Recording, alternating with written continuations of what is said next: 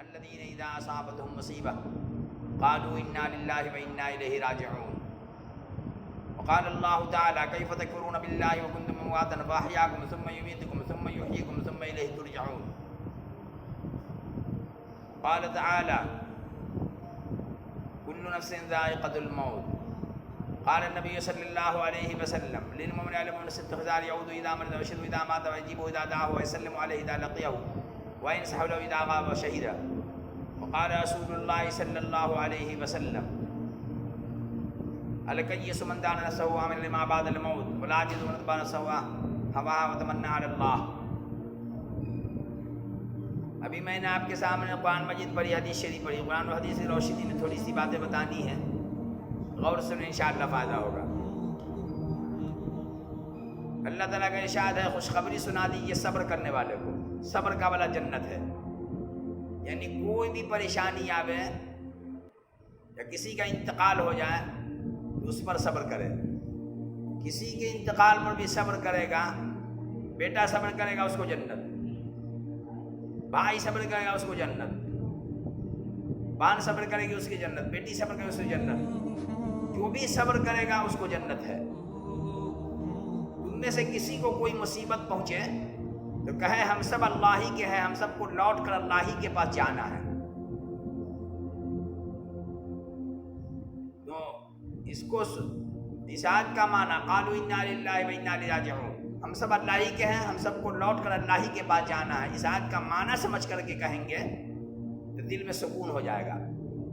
مرزا احمد جان رحمۃ اللہ علیہ دنیا سے جانے لگے تو اپنی ڈائری میں لکھ دیا تھا لوگ کہتے ہیں مظہر گھر گیا، لوگ کہتے ہیں مظہر مر گیا، مظہر در حقیقت گھر گیا. یعنی لوگ سمجھتے ہیں کہ مظہر مر گیا، نہیں، مظہر تو در حقیقت گھر گیا. اصل تو ہم لوگ جنت سے ہمارے ابا آدم علیہ السلام، دادا آدم اور حوا امی دادی حوا، بعض لوگ امی دادی کہتے ہیں، دادی حوا وہیں سے آئی تھی. اب پھر وہیں جانا ہے سب کو لوٹ کر. بس دنیا میں تیاری کے لیے بھیجا گیا ہے. دنیا میں اگر تیاری کر کے جائیں گے تو قبر میں پہنچتے ہی قبر جنت کا باغ بن جائے گا. قبر میں سوال ہوگا من ربک، تو ربی اللہ اسی کی زبان سے ادا ہوگا جو رب کے احکام کو معلوم کر کے اس پر عمل کرے گا. دوسرا سوال ہوگا ما دینک، تو دین یعنی اسلام اسی کی زبان سے ادا ہوگا، دین اسلام کو معلوم کر کے اس پر عمل کیا ہوگا. تیسرا سوال ہوگا من نبیک، ما ھذا الرجل، یہ کون ہے؟ فہو رسول اللہ صلی اللہ علیہ وسلم، اسی کی زبان سے ادا ہوگا جو رسول اللہ صلی اللہ علیہ وسلم کی نورانی پاکیزہ طریقے پر چلا ہوگا. مشہور حدیث میں تین ہی سوال ہے. ایک حدیث ہے من تعلم، کون سا علم حاصل کیا؟ تعلم القرآن، تعلم الحدیث، اسی کی زبان سے ادا ہوگا جو قرآن و حدیث کا علم حاصل کیا ہوگا. سوال کا جواب دے دے گا تو جہاں تک نظر پہنچے گی وہاں تک قبر کشادہ کر دی جائے گی. جنت کی 77 کھڑکی کھول دی جائے گی. جنت کے گدے بچھا دیے جائیں گے، جنت کے لباس پہنا دیے جائیں گے، جنت کی تکیہ لگا دی جائے گی. حکم ہوگا قیامت تک نئی دلہن کی طرح سو جا. تو قیامت تک سونا ہی پڑے گا. اس لیے بزرگان دین فرماتے ہیں جاگنا ہے تو جاگ لے افلاک کے سائے تلے، جاگنا ہے تو جاگ لے آسمان کے سائے تلے، حشر تک سونا پڑے گا خاک کے سائے تلے. یعنی قیامت تک سونا پڑے گا مٹی کے سائے تلے. قیامت جب آئے گی جب تک کہ سونا ہی ہے قبر میں، تو سوال کا جواب دے دیں گے تو یہ آرام ہی آرام ہے. کہیں سوال کا جواب نہیں دے سکے، بغیر تیاری کے چلے گئے، تو حدیث شریف میں قبر جتنی چھوٹی ہوتی ہے اس سے چھوٹی بنا دی جائے گی. ایک انگلی دوسرے انگلی میں ڈال کر کے حضور صلی اللہ علیہ وسلم نے بتایا کہ اس طریقے سے ایک پسلی دوسرے پسلی میں چلی جائے گی، گھس جائے گی، پھر نکلے گی، پھر گھسے گی. ایک فرشتہ متعین کر دیا جائے گا، اندھا بھی ہوگا بہرا بھی ہوگا. جو مولوی صاحب اندھے ہوتے ہیں بہرے ہوتے ہیں تو پٹائی بہت کرتے ہیں بچے کی. تو وہ فرشتہ مارے گا، اس کے پاس ایک لوہے کا ہتھوڑا ہے. پوری دنیا کا انسان، پوری دنیا کا جنات مل کے اٹھانا چاہے تو اس کو نہیں اٹھا سکتا ہے. فرشتے بہت طاقتور ہیں، اس کو اٹھائیں گے، ایک مرتبہ ماریں گے تو اس کے بھاری پن کی وجہ سے آدمی 70 ہاتھ زمین میں چلا جائے گا. پھر فرشتے کے پاس لمبے لمبے ناخن، اس کو نکالیں گے، پھر ماریں گے، پھر نکالیں گے، پھر ماریں گے، قیامت تک عذاب ہوتا رہے گا. کہا جائے گا فجر کی نماز چھوڑنے کی وجہ سے ظہر تک مارے جاؤں، ظہر کی نماز چھوڑنے کی وجہ سے عصر تک، عصر کی نماز چھوڑنے سے فجر تک، عصر کی نماز چھوڑنے سے مغرب تک، مغرب کی نماز چھوڑنے سے عشاء تک، عشاء کی نماز چھوڑنے سے فجر تک، قیامت تک پٹاتا رہے گا. اور تیاری کر کے گیا آرام ہی آرام ہے. جہنم کی کھڑکی کھول دی جائے گی، جہنم کی تپش آتی رہے گی، پریشان رہے گا. پھر میدان حشر میں تیاری کر کے یہاں سے گیا ہے تو میدان حشر میں حضور صلی اللہ علیہ وسلم حوض کوثر پلائیں گے تو حوض کوثر نصیب ہو جائے گا. بغیر تیاری کے چلا گیا ہوگا تو حوض کوثر بھی نصیب نہیں ہوگا، بغیر اسی غفلت میں چلا گیا. پھر اس کے بعد وہاں میدان حشر میں قرآن شریف میں لکھا ہے 50,000 سنہ، 50,000 سال تک کھڑا رہنا پڑے گا حساب کتاب کے لیے. وہاں کا ایک دن دنیا کے 50,000 سال کے برابر ہے. جب قیامت آئے گی تو ساری مکان دکان جتنے پیڑ پودے ہیں سب نیچے چلا جائے گا، جتنی مسجد ہے مدرسے ہیں سب کو جنت کا حصہ بنا دیا جائے گا.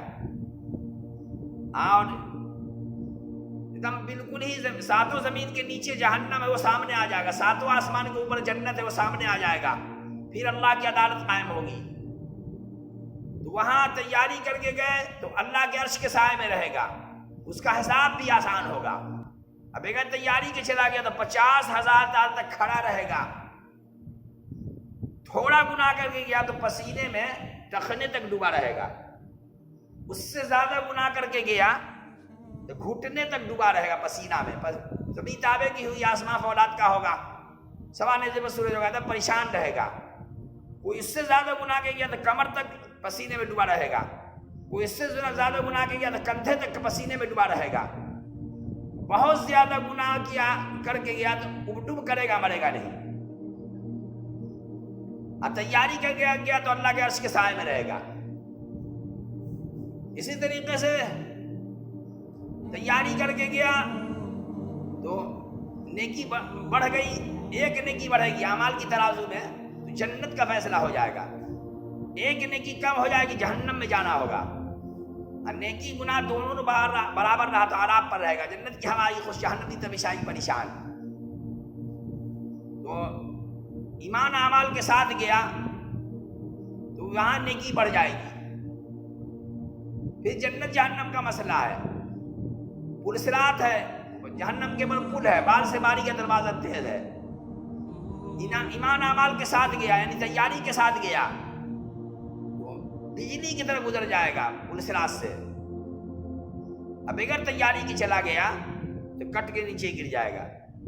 پھر جنت میں پہنچے گا تو آرام ہی آرام ہے، یعنی ہمیشہ ہمیشہ آرام مل جائے گا، کبھی تکلیف نہ ہوگی. 80,000 خدمت کرنے والے ملیں گے، 72 عورتیں دی جائیں گی. اتنی خوبصورت ہوگی کہ دنیا کی طرح چہرہ دکھا دے تو سورج کی روشنی کم پڑ جائے. اتنی مٹھاس اس کے اندر ہوگا کہ دریا میں تھوک دے تو دریا کا پانی شاید زیادہ میٹھا ہو جائے. اور سب عورتیں اخلاق مند ہوگی. 80,000 خدمت کرنے والے ملے گے، سب کا انتظام اللہ کی طرف سے. یہاں دنیا میں انتظام کرنا پڑتا ہے اس لیے پریشانی ہوتی، وہاں کوئی پریشانی نہ ہوگی.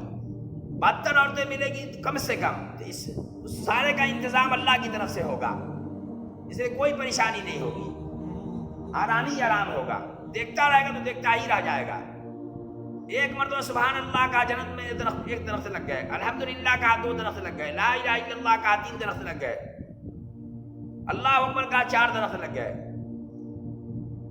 لا حول ولا قوت الا باللہ العلی العظیم کا 5 درخت لگ گئے، سبحان اللہ العظیم و بحمدہ کا کھجور کا درخت لگ گیا، 6 درخت لگ گئے.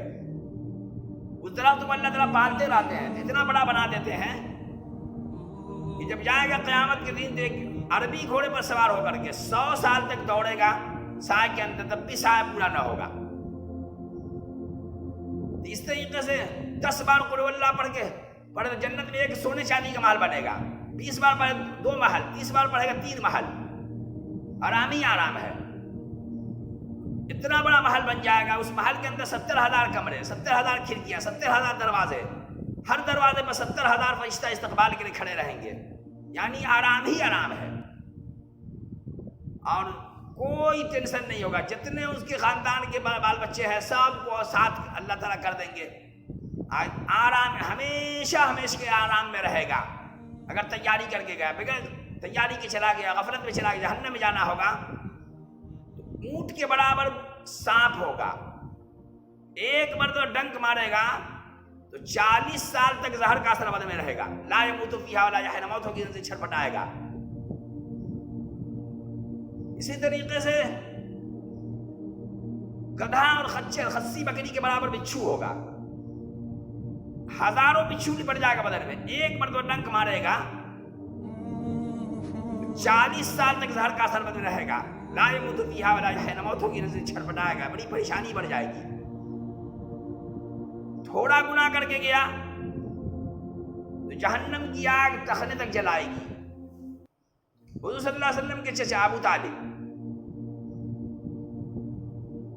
کفر شرک کے باوجود حضور صلی اللہ علیہ وسلم کا ساتھ دیا، صحابہ کا ساتھ دیے، حضور صلی اللہ علیہ وسلم کے ساتھیوں کا ساتھ دیا،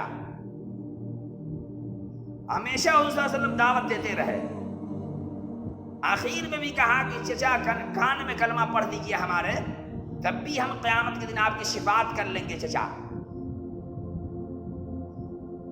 ارادہ بھی کیا تو ابو جہل، ابو لہب، عتبہ، شیبہ، یہ چودھری خبیث لوگ بیٹھا تھا، کہا گیا ہے جاتے جاتے باپ دادا کے دین کو چھوڑ دے گا، ایسا نہ کرو۔